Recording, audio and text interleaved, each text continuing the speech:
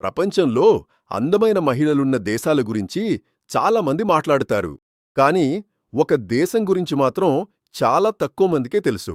అక్కడ అందమైన మహిళలు మాత్రమే కాదు, భూమి అడుగు నుంచి వేలాది సంవత్సరాలుగా అగ్ని ఎగిసిపడుతూనే ఉంది. అంతేకాకుండా ఒక సమయంలో ప్రపంచం మొత్తం ముడిచమురు ఉత్పత్తిలో సగం ఈ దేశం నుంచే వచ్చేది. రెండో ప్రపంచ యుద్ధంలో హిట్లర్ గెలవాలని ఆశపడటానికి ఇదే ప్రధాన కారణం. ఇంకా ఆశ్చర్యకరమైన విషయమేమిటంటే, మహిళలకు ఓటు హక్కు ఇవ్వడంలో అనేక పాశ్చాత్య దేశాల కంటే ఈ చిన్న ఇస్లామిక్ దేశమే ముందుండింది.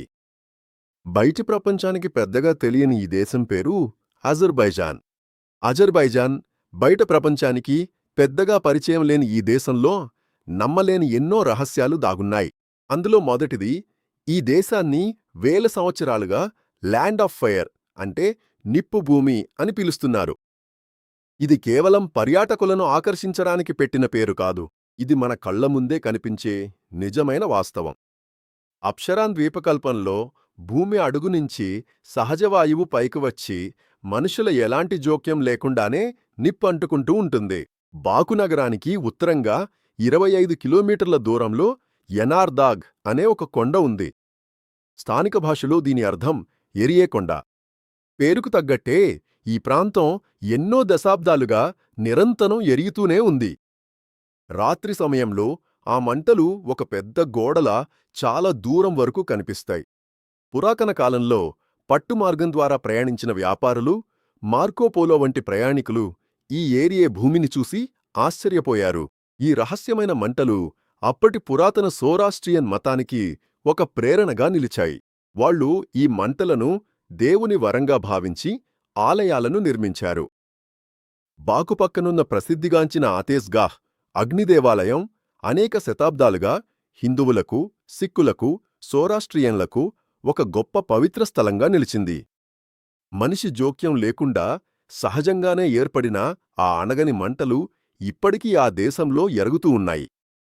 అగ్ని విషయాన్ని పక్కన పెడితే ఈ నేల అడుగున ఇంకొక అద్భుతం కూడా ఉంది.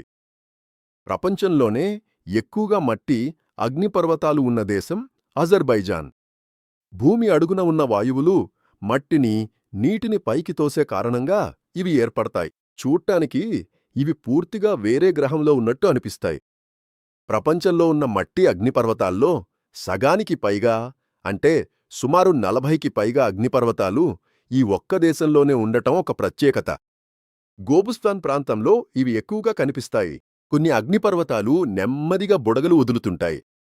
ఇంకా కొన్ని అగ్నిపర్వతాలు వందల మీటర్ల ఎత్తుకు మంటను, మట్టిని ఉప్పొంగించి భయపడతాయి. అక్కడికి వెళ్లి నిల్చుంటే మనం భూమిపై ఉన్నామా లేక ఇంకేదైనా గ్రహంలో నడుస్తున్నామా అన్న అనుమానం రాకుండా ఉండదు. నెలవియం ప్రకారం ఇంత చిన్న దేశంలో వాతావరణ పరిస్థితి ఎలా ఉంటుందో ఊహించండి. ప్రపంచంలో ఉన్న 16 ముఖ్యమైన వాతావరణ మండలాల్లో 9 మండలాలు ఇక్కడే ఉన్నాయి. దక్షిణంలో కాస్పియన్ సముద్ర తీరంలో వేడిగా, తేమతో కూడిన సమశీతోష్ణ వాతావరణముండి అక్కడ టీ తోటలు కనిపిస్తాయి. కాని ఉత్తరంలో మంచుతో కప్పబడ్డ పర్వతాలు ఉంటాయి. కేవలం కొన్ని గంటల ప్రయాణంలోనే మీరు సముద్ర తీరంలో నుంచి మంచు పర్వతాలకు వెళ్ళొచ్చు. పడమటి అజర్బైజాన్ పర్వతాల్లో దాగి ఉన్న కోయికోల్ సరస్సు ఈ ప్రకృతి వైవిధ్యానికి అద్భుతమైన ఉదాహరణ.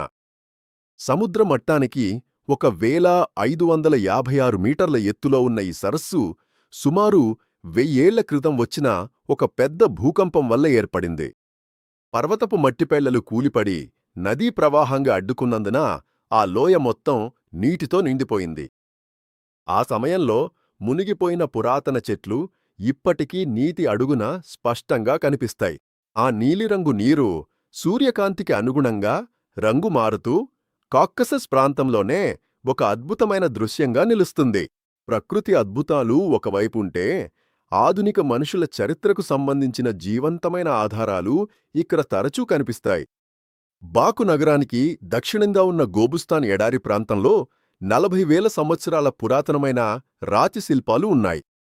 వేటగాళ్లు, జంతువులు, పడవలు, నక్షత్ర సమూహాలకు సంబంధించిన 6,000కు పైగా చిత్రాలు అక్కడున్నాయి. దీనిని యునెస్కో ప్రపంచ వారసత్వ చిహ్నంగా గుర్తించింది. అక్కడే 2000 సంవత్సరాల క్రితం ఒక రోమన్ సైనికుడు చెక్కిన శాసనాలు కూడా కనుగొనబడ్డాయి. ఒకే రాయిపై 40,000 సంవత్సరాల క్రితం ప్రాచీన మనిషి కల ఉంది. 2000 సంవత్సరాల క్రితం రోమన్ సైనికుడి సంతకం. ఇలా చరిత్ర ఒకచోట కలిసే దృశ్యం ప్రపంచంలో ఇంకెక్కడా మనం చూడలేం.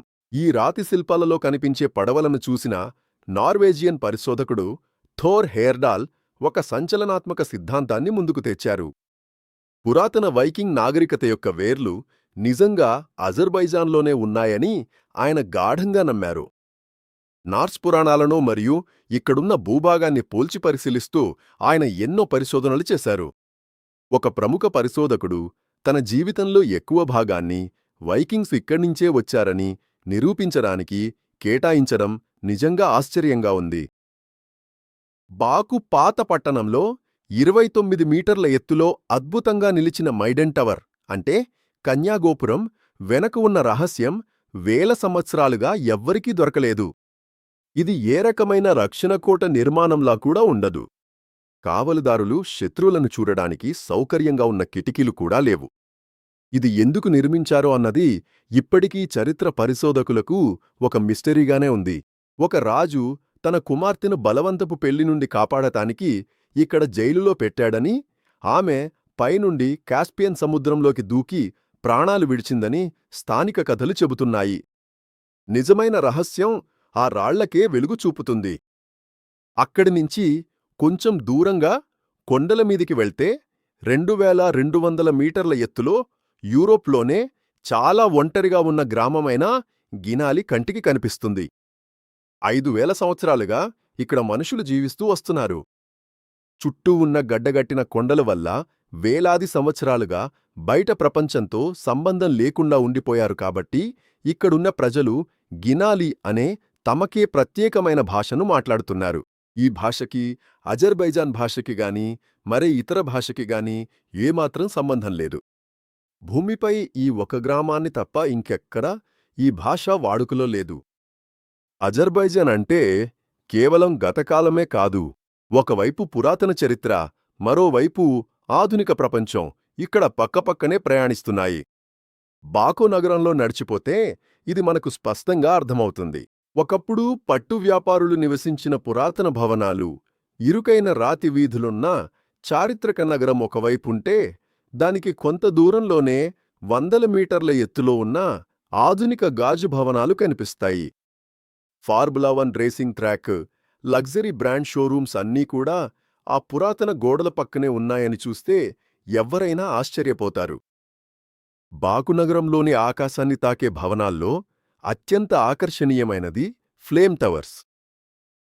182 మీటర్ల ఎత్తులో నిజంగా మండుతున్న అగ్నికి ఆకారంలోనే ఈ 3 భవనాలను నిర్మించారు. సూర్యుడు అస్తమించిన తర్వాత ఈ టవర్స్ పైభాగం మొత్తం ఒక అద్భుతమైన ఎల్ఈడీ తెరగా మారిపోతుంది. భవనాల మీద నిజంగా అగ్ని వ్యాపిస్తున్నట్టనిపించేంత అద్భుతాన్నిస్తుంది. గత 100 సంవత్సరాలుగా చారిత్రాత్మకమైన పాత నగర నేపథ్యముతో ఈ ఆధునిక అగ్నిశిఖరాలు ప్రకాశిస్తున్న అద్భుతమైన దృశ్యం వర్ణించడానికి మాటలు ఏమాత్రం సరిపోవు. శిల్పకళ మరియు నిర్మాణ రంగంలో వీరి ప్రతిభకు ఉత్తర పశ్చిమ అజర్బైజాన్లోని షేకీ పట్టణంలో ఉన్న షేకీ ఖాన్ కోట ఒక ప్రత్యక్ష ఉదాహరణ. 16వ శతాబ్దంలో నిర్మించిన ఈ కోటలోని కిటికీలకు రంగురంగుల అద్దాలను అమర్చారు. ఆశ్చర్యకరమైన విషయం ఏమిటంటే, ఈ అద్దాలను అతికించడానికి వారు ఒక్క చుక్క అంటుకునే పదార్థాన్ని కూడా ఉపయోగించలేదు. కేవలం ఖచ్చితమైన గణిత గణనలతో, జ్యామితి సూత్రాలను ఉపయోగించి వుడ్ ఫ్రేమ్లలో వేలాది అద్దాల ముక్కలను కలిపి అమర్చారు. సిబెగీ అని పిలువబడే ఈ సాంకేతికతతో తయారుచేసిన కిటికీలు 250 సంవత్సరాలుగా ఎలాంటి నష్టం లేకుండా అలాగే నిలిచిపోయాయి. ఈ పద్ధతిని ఆధునిక కాలపు ఆర్కిటెక్ట్స్ కూడా ఇప్పటికీ పూర్తిగా అనుకరించలేకపోతున్నారు. ప్రజల జీవనశైలికొస్తే, ఇరాన్ సరిహద్దులో ఉన్న లేరిక్ అనే పర్వత ప్రాంత నగరం వైద్య శాస్త్రానికే ఒక సవాలుగా ఉంది. ఈ ఊరిలో 100 ఏళ్లకు పైగా జీవించే వృద్ధులు చాలా సాధారణం. ఈ వృద్ధుల జీవితాన్ని నమోదు చేయడానికి ప్రత్యేకంగా ఒక మ్యూజియాన్ని కూడా ఏర్పాటు చేశారు. అంటే ఇది ఎంత గొప్ప విషయం! అక్కడ ఉన్న స్వచ్ఛమైన గాలి, పోషకాహారం లేదా వారి జన్యుపరమైన లక్షణాలు ఇవి ఏది కారణమో శాస్త్రవేత్తలు ఖచ్చితంగా చెప్పలేరు. కాని అక్కడ 100 ఏళ్లు జీవించడం ఒక సాధారణ విషయం. చురుకైన మెదడు దీనికి కారణం కావచ్చు. చెస్ ఇక్కడ కేవలం ఆట మాత్రమే కాదు, అది ఒక జాతీయ అలవాటు. పాఠశాల నుంచే చెస్ ఆటను ఒక పాఠంగా నేర్పిస్తారు. చెస్ చరిత్రలోనే గొప్ప ఆటగాడిగా పేరుగాంచిన గ్యారీ కాస్పరోవ్ కూడా ఇదే బాకు నగరంలోనే పుట్టాడు. నిన్నట్ 98-5లో తన 22 ఏళ్ల వయసులో ప్రపంచ ఛాంపియన్ అయిన ఆయన నిన్నట్ 98-4 నుండి 2005 వరకు 225 నెలల్లో 228 నెలల్లో ప్రపంచ నంబర్ 1 స్థానంలో ఉన్నారు. ఐబిఎం సంస్థ రూపొందించిన డీప్ బ్లూ కంప్యూటర్తో ఆయన ఆడిన మ్యాచ్ మానవ మేధస్సు మరియు సాంకేతికత మధ్య జరిగిన ఒక చారిత్రాత్మక సంఘటన. అజర్బైజాన్ భూమిలో దొరికే ముడిచమురు ప్రపంచ చరిత్రనే మార్చేసిందని చెప్పడంలో ఎలాంటి అతిశయోక్తి లేదు. మనమంతా ఎంతో గర్వంగా భావించే నోబెల్ బహుమతిని స్థాపించడానికి ఈ దేశం యొక్క చమురు సంపదే కారణమన్నది ఎవరికీ తెలియని నిజం. డైనమైట్ను కనుగొన్న ఆల్ఫ్రెడ్ నోబెల్ మరియు ఆయన సోదరులు 19వ శతాబ్దం చివర్లో బాకు చమురు కుళాయిలలో భారీగా పెట్టుబడి పెట్టి ఒక సామ్రాజ్యాన్ని నిర్మించారు. ఆ సమయంలో ప్రపంచంలో ఉత్పత్తి అయ్యే ముడిచముర్లో సగం బాకు నుంచే వచ్చేది. ఆ చమురు వ్యాపారం ద్వారా వచ్చిన అపారమైన లాభమే ఈ రోజు ప్రపంచవ్యాప్తంగా ఉన్న శాస్త్రవేత్తలు మరియు శాంతిని కోరేవారికి ఇచ్చే నోబెల్ బహుమతికి ప్రధాన నిధిగా మారింది. ఇంకా 2వ ప్రపంచ యుద్ధ సమయంలో నాజీ జర్మనీ నాయకుడు హిట్లర్ దృష్టి కూడా ఇక్కడ ఉన్న చమురు కుళాయిల మీదే పడింది.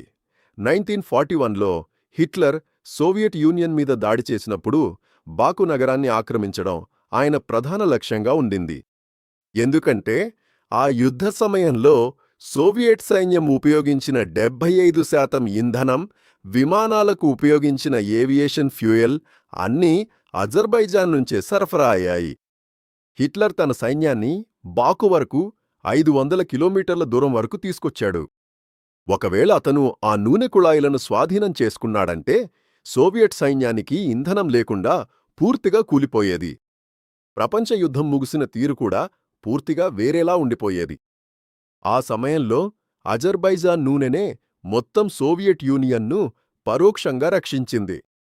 పరిశ్రమలకు, సైనిక అవసరాలకు మాత్రమే కాదు, ఖచ్చితమైన నూనెను నేరుగా వైద్యానికి ఉపయోగించే ఏకైక ప్రదేశం అజర్బైజాన్ మాత్రమే. పడమటి భాగంలో ఉన్న నఫ్తలా నగరానికి 100 ఏళ్లుగా ప్రజలు వస్తూనే ఉన్నారు. ఎందుకో తెలుసా?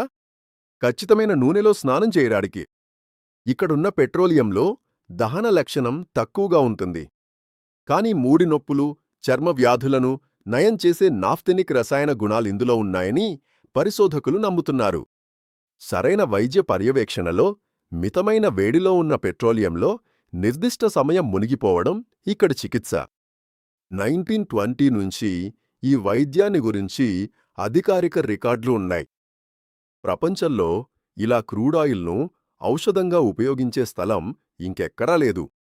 నూనె ఉత్పత్తిలో ఇంత ముఖ్యమైన దేశం పర్యావరణ పరిరక్షణ వైపు అడుగులు వేస్తుండటం చాలా ఆసక్తికరమైన విషయం. 2024 నవంబర్లో వాతావరణ మార్పు గురించి ఐక్యరాజ్యసమితి నిర్వహించిన అతిపెద్ద సదస్సు COP29 అంటే COP29 బాకు నగరంలోనే జరిగింది. పొతైపటివ ఇంధనాల వినియోగాన్ని తగ్గించాలనే నిర్ణయం తీసుకున్న ఒక సదస్సును పూర్తిగా నూనెపై ఆధారపడే ఒక దేశం నిర్వహించడం విమర్శకులకు ఒక ఆయుధంగా మారింది. కాని పర్యావరణ పరిరక్షణలో నూనె ఉత్పత్తి చేసే దేశాలను పక్కన పెట్టకూడదు. వాళ్లను భాగస్వాములుగా చేయాలన్నదే అజర్బైజాన్ వాదన. ఏదేమైనా ప్రపంచ రాజకీయాల్లో ఆ దేశం తనకంటూ ఒక బలమైన స్థానం సంపాదించుకుంది. నూనె సంపద మాత్రమే కాదు, అజర్బైజాన్ ఒక ముస్లింలు మెజారిటీగా ఉన్న దేశమైనప్పటికీ దాని ఆలోచనా విధానం చాలా ఆధునికంగా ఉంది. 1918 మే నెలలో అజర్బైజాన్ ప్రజాస్వామ్య గణతంత్రం ఏర్పడింది. ప్రపంచ ముస్లిం చరిత్రలో ఇదే మొదటి మతపరంగా సంబంధం లేని పార్లమెంటరీ ప్రజాస్వామ్య దేశం. యూరప్, అమెరికా ఖండాల్లో చాలా దేశాలు ప్రజాస్వామ్యం గురించి కేవలం చర్చలు మాత్రమే జరుపుతున్న సమయంలోనే అక్కడి ప్రజలకు అన్ని పౌర హక్కులు ఇచ్చి వాళ్ళు ఒక రాజ్యాంగాన్ని రూపొందించారు. అదికంటే పెద్ద విషయమేమిటంటే, అమెరికా, ఫ్రాన్స్ లాంటి అభివృద్ధి చెందిన పాశ్చాత్య దేశాలకు ముందే మహిళలకు, పురుషులకు సమానంగా పూర్తి ఓటు హక్కుని ఇచ్చిన దేశం అజర్బైజాన్.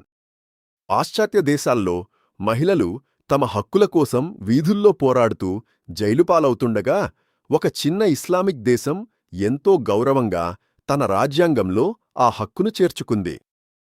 ఇస్లామిక్ ప్రపంచంలోనే మొట్టమొదటి ఓపెరా హౌస్ కూడా ఇక్కడే ప్రారంభించబడింది. దురదృష్టవశాత్తు ఆ స్వేచ్ఛ ఎక్కువ కాలం నిలబడలేదు. కేవలం 23 నెలల్లోనే సోవియట్ సైన్యం దాడి చేసి ఈ దేశాన్ని ఆక్రమించింది. అనేక దశాబ్దాలుగా ఈ అద్భుతమైన ప్రజాస్వామ్య చరిత్రను వారు ప్రపంచానికి తెలియకుండా దాచేశారు. అజర్బైజాన్ అనేది కేవలం పటంలో గీసిన ఒక సరిహద్దు మాత్రమే కాదు.